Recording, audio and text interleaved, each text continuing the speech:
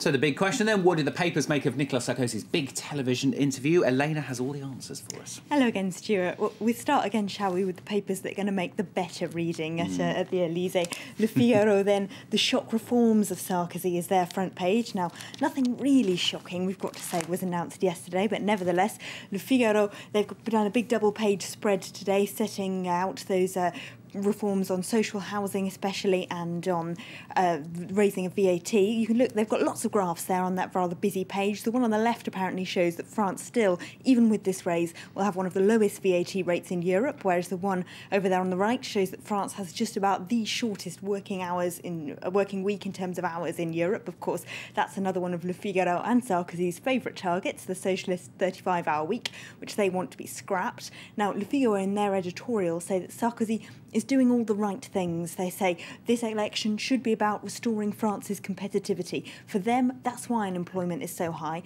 and the only way to get it down is to make the cost of hiring people cheaper. So they reckon cutting employer contributions, as Sarkozy plans to do, and getting rid of that 35-hour week is the only way to do that.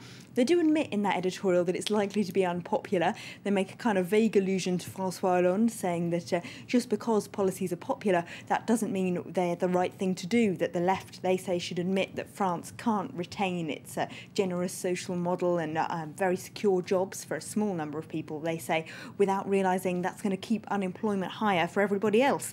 So they say Sarkozy is doing the right thing by targeting the real causes of the economic crisis, even if it's not popular.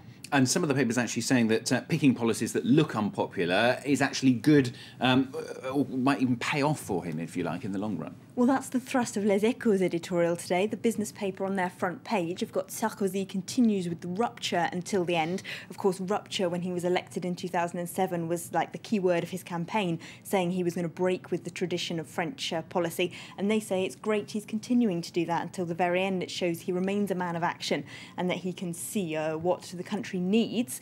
Even those right-wing papers, though, that are backing him aren't necessarily backing his tactics in every way. In Le Figaro today, they ask about why exactly he still hasn't officially declared that he is a candidate for the presidency. They say there's no doubt really that he will be, and that even people within his own right-wing UMP, even his own strategists, thought that last night was the best time to do so in order to kind of bring back some of the media attention onto him. The fact that he didn't, he's sort of playing with this strategy when he's saying, I'm the head of state and I have far more important things to worry about than a silly presidential election.